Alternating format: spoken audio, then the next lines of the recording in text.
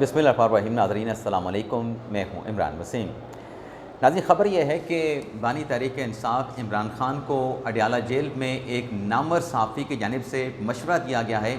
और ये मशवरा इमरान ख़ान को एक ऐसे मौके पर दिया गया है जब पाकिस्तान के मुसल्लह अफ़वाज के हाथों नरेंद्र मोदी को और इंडियन मुसल्लह अफ़वाज को बदतरीन नाकामी और शिकस्त का सामना करना पड़ा है।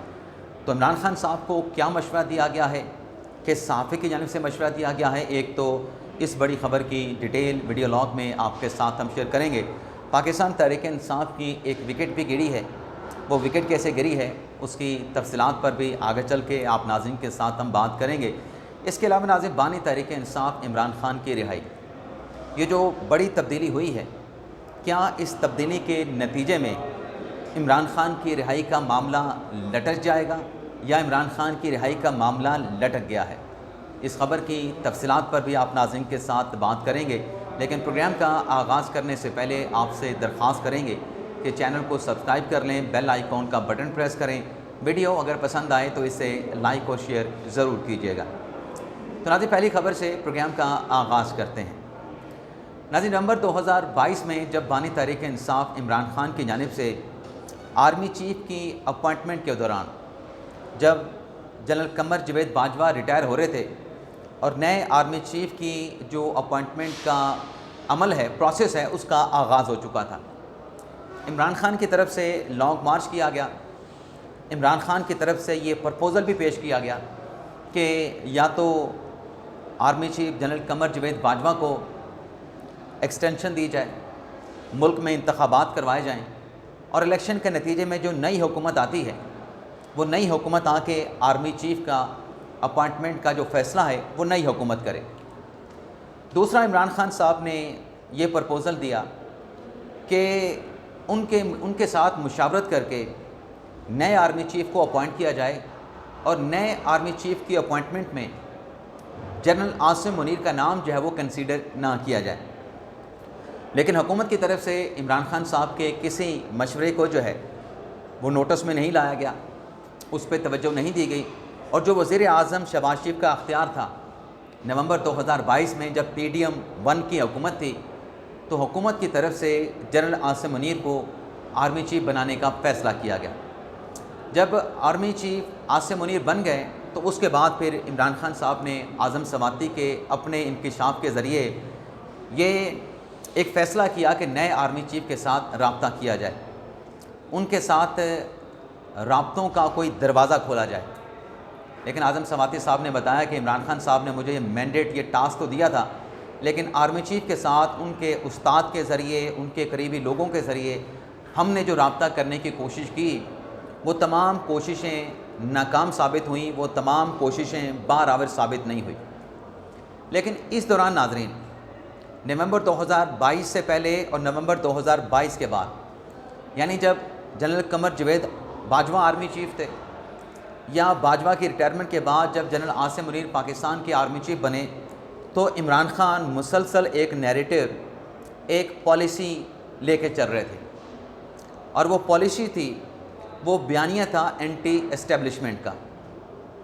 इमरान ख़ान साहब बराह रास्त आर्मी चीफ़ सैयद आसिम मुनीर को टारगेट करते रहे। उन्हें अपने सोशल मीडिया पर, अपने यूट्यूब चैनल पर जब तक गिरफ़्तार नहीं हुए थे, उनको निशाना बनाया गया। तोशाखाना केस में इमरान ख़ान साहब की गिरफ़्तारी भी हुई, लेकिन उसके बावजूद भी जो पार्टी के लोग उनके साथ अडयाला जेल में मुलाकात करने के लिए जाते थे, तब भी इमरान ख़ान साहब का जो नैरेटिव बाहर आता था, इमरान ख़ान साहब का जो पैगाम बाहर आता था, उन्होंने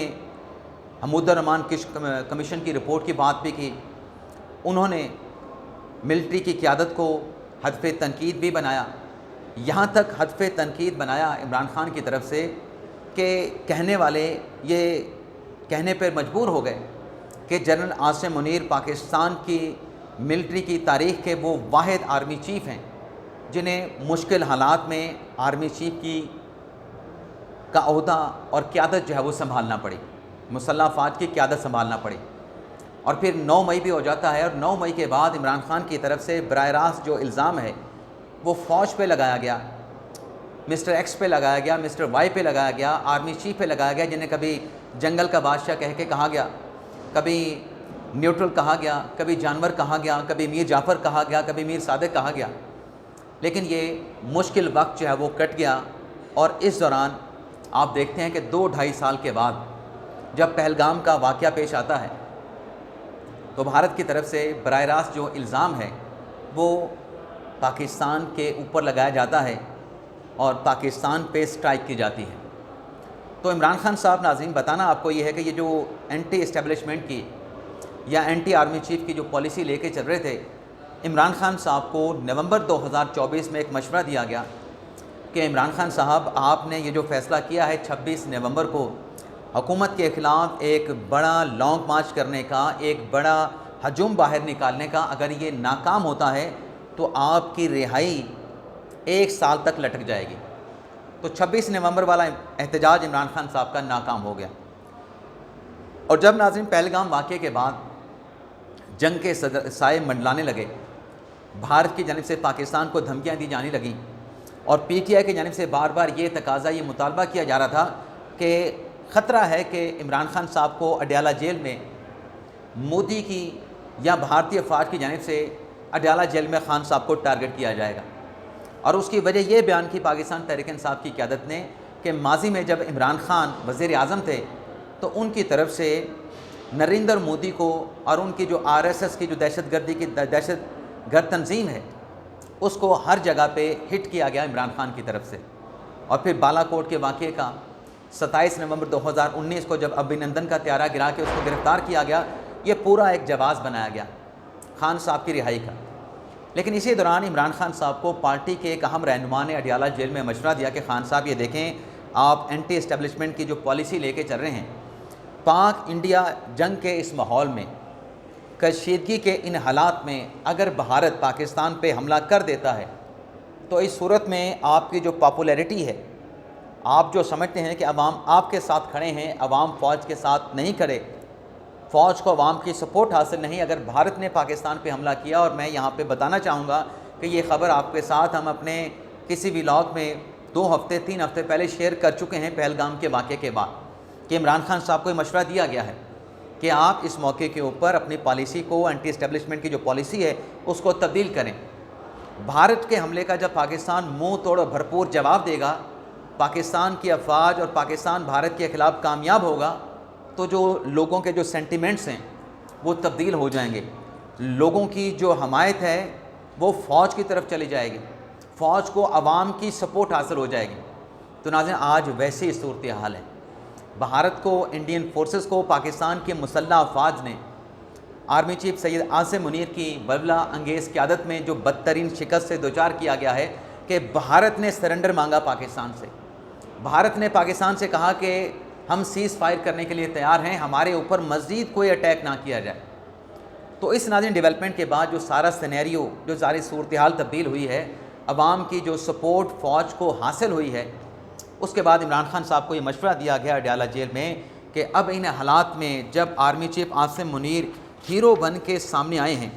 जब army chief Asim Munir hero बन के उभरे हैं और मामला उलट गया है, बाजी पलट गई है, लोगों की जो सपोर्ट है, अवाम की जो हमायत है वो फ़ौज को हासिल हो चुकी है, तो इन हालात में आर्मी चीफ आसिम मुनीर की जो कबूलियत है वो भी बेपनाह हो चुकी है। और आर्मी चीफ आसिम मुनीर की जो कबूलियत है, यानी कबूलियत और जो मकबूलियत है, उसमें बेपनाह इजाफ़ा हो चुका है। तो इमरान खान साहब को अडयाला जेल में मशवरा ये दिया गया है कि आपकी जो जनरल मुखालिफ, ख़ास तौर पे आर्मी चीफ आसिम मुनीर मुखालिफ जो पॉलिसी है,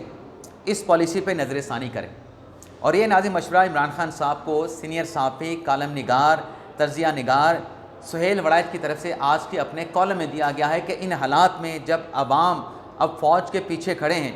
फ़ौज की बल्ले बल्ले हो रही है, आर्मी चीफ आसिम मुनीर एक हीरो बन के उभरे हैं, उनकी बलबला अंगेज़ क़यादत में पाकिस्तान के तीनों मुसल्लह अफ़वाज ने भारत को, जो कि चौधरी खित्ते का चौधरी बनने के ख्वाब देख रहा था, उसको जब बदतरीन शिकस्त दी है, तो आपको अपनी ये पॉलिसी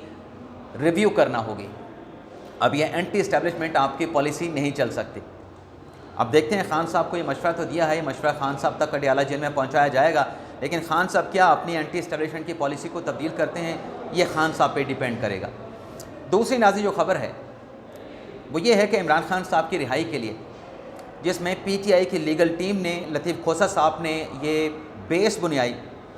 बेस बनाई कि जंग के माहौल में इंडिया की जो नज़रें हैं, मोदी की जो नज़रें हैं, वो अडयाला जेल पे टिकी हुई हैं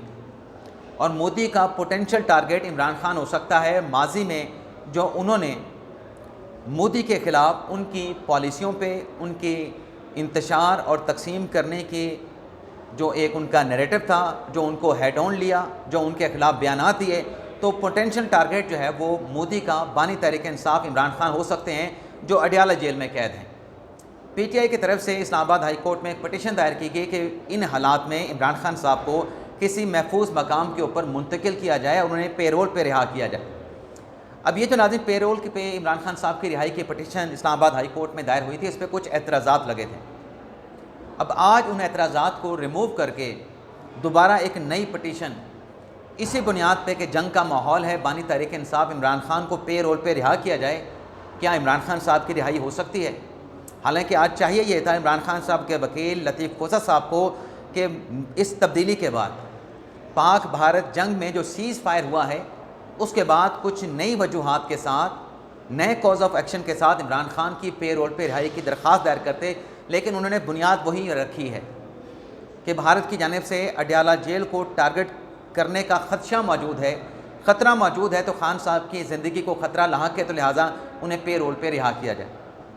मेरे ख़्याल से ये जो बुनियाद बनाई गई थी इमरान खान साहब की पेरोल पे रिहाई की, ये बुनियाद मुनहदम हो चुकी है। किसी नए जवाब के साथ, किसी नए कॉज ऑफ एक्शन के साथ इमरान खान की रिहाई की दरख्वास्त जो है वो लतीफ़ खोसा साहब को इस्लामाबाद हाई कोर्ट में दायर करना चाहिए थी,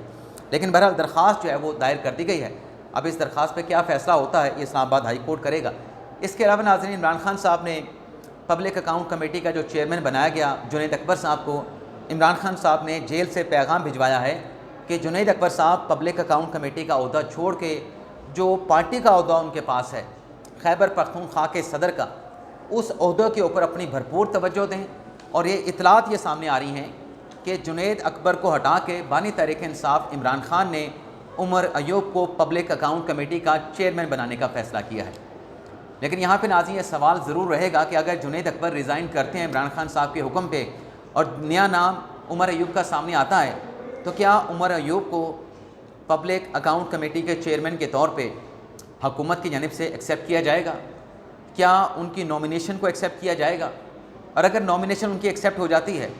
तो क्या जब वोटिंग होगी पब्लिक अकाउंट कमेटी के मेंबरान में, तो क्या उमर अयूब साहब वोट हासिल करके, मेजॉरिटी हासिल करके पब्लिक अकाउंट कमेटी के चेयरमैन बनने में कामयाब हो सकेंगे? तो ये नाज़रीन, जुनैद अकबर साहब ने तो कह दिया कि वो रिज़ाइन करने जा रहे हैं। उमर अयूब साहब बनते हैं नहीं बनते, ये फ़िलहाल इसके लिए हमें इंतज़ार करना पड़ेगा। बाकी नाज़रीन, सुप्रीम कोर्ट में चर्चा हुई है पाक भारत जंग की, लेकिन ये चर्चा नाज़रीन पाकिस्तान की सुप्रीम कोर्ट में नहीं हुई, बल्कि ये चर्चा इंडियन सुप्रीम कोर्ट में हुई है। और चर्चा नाज़रीन ऐसी हुई है कि जो भारत के नए 54वें 54th जो नए चीफ जस्टिस बनने वाले हैं, जो कि 14 मई को अपने मनसब का हल्फ उठाएंगे, उनकी जानिब से जो भारत ने पाकिस्तान को सीज़ फायर का जो पेशकश किया, जो पाकिस्तान ने भारत की सीज़ फायर के उस पेशकश को एक्सेप्ट किया, उसका इंडिया के सुप्रीम कोर्ट के चीफ जस्टिस BR गवाई ने, जो कि इंडियन सुप्रीम कोर्ट की तारीख के पहले बुद्धिस्ट चीफ जस्टिस होंगे, उनकी जानिब से सीज़ फायर के इस फैसले का वेलकम किया गया है, खैर मकदम किया गया है। और इंडिया के नए चीफ जस्टिस का ये कहना है कि जंग जो है वो तबाही लेके आते हैं, और हम जानते हैं, माजी में हम देख चुके हैं कि 2021 में जो यूक्रेन की वार हुई, वहाँ पे 50,000 लोग जो हैं वो मर गए उस जंग के नतीजे में। गज़ा में भी हज़ारों कैजुअलिटीज़ हुई। तो जंग किसी मसले का हल नहीं, और जब जंग नहीं होती तो अवाम भी सुकून के साथ पुरअमन माहौल में अपनी ज़िंदगी बसर करते हैं, और जो अदालतें हैं उनमें भी इस्तेहकाम आता है, और वो भी पुरअमन माहौल में इंसाफ की फराहमी का जो सिलसिला है उसको कंटिन्यू रखती हैं। तो भारत की सुप्रीम कोर्ट के जो नए डेजिग्नेटेड जो चीफ जस्टिस हैं, वो इस सीज़ फायर के फ़ैसले को वेलकम कर रहे हैं, इसका खैर मकदम कर रहे हैं। तो ये था नाज़रीन हमारा वीडियो लॉग। उम्मीद करते हैं कि जो तफसीलात इस प्रोग्राम में आपके साथ हमने शेयर की हैं आपको ज़रूर पसंद आई होंगी। आपसे इजाज़त चाहते हैं। अल्लाह ताला हम सबका हामी व नासिर हो। अपनी ढेर सारी दुआओं में याद रखिएगा। इजाज़त चाहते हैं। अल्लाह हाफ़िज़।